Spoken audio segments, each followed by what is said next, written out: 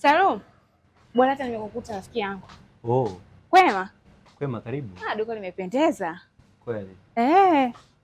Hata na mwenye nao yuko vizuri. Mimi sina mengi. Nahitaji tuongee kidogo na deal nataka tuzungumze. Oh, deal gani hiyo? Nisikilize. Nikae wapi? Sikiliza. Twende tukakae kule.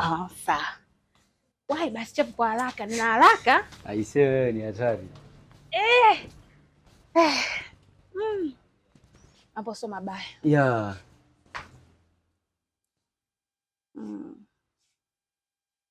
Niambie mambo vipi? Poa, hauonekani mtaani. Sasa unaona huko busy sana na kazi. Sawa. Yeah. Zama siku.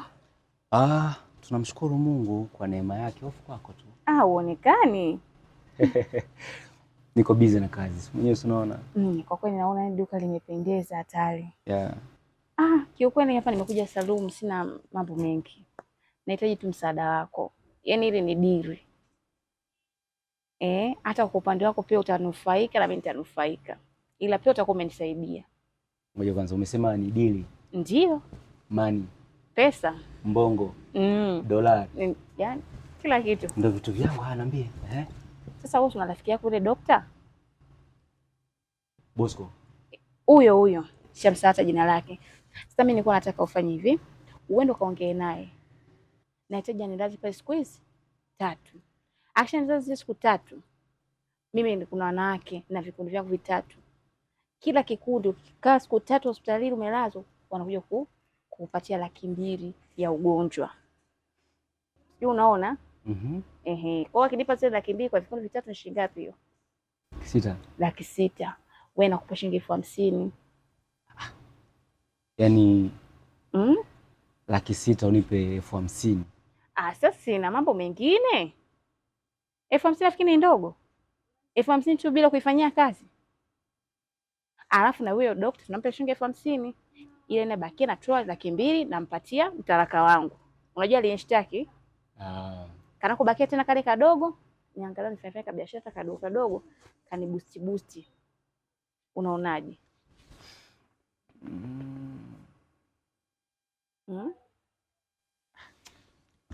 Kwa kweli ni mshikaji wangu ina shida. Tumekubaliana. Yeah. Kwa basi ongea na wewe Bosco. Nipe muda lini nije mimi nijiuguze pale nifanye na umwa tuwapigie wanachama wajua nione. Kisha nione nipate 600,000 zangu na kukatia kwako. Sasa dokta, mimi nitamcheki afa ndeni mimi nitakupigia simu nitakupa maelekezo vizuri. Sawa. Yeah. Nipambanie? Nitakupambania sababu kuna cha kwangu.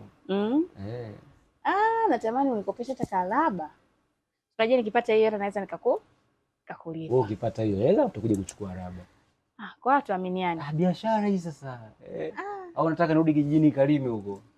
Maisha kijijini sio mazuri, maisha ya jembe. Hatari. Kuna mizigo mingi kule, unaweza kaangalia. Nimeipenda sana hii. Ndio.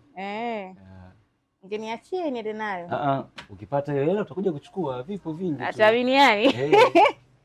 Basi nilikuwa tufanye kazi. Haina shida.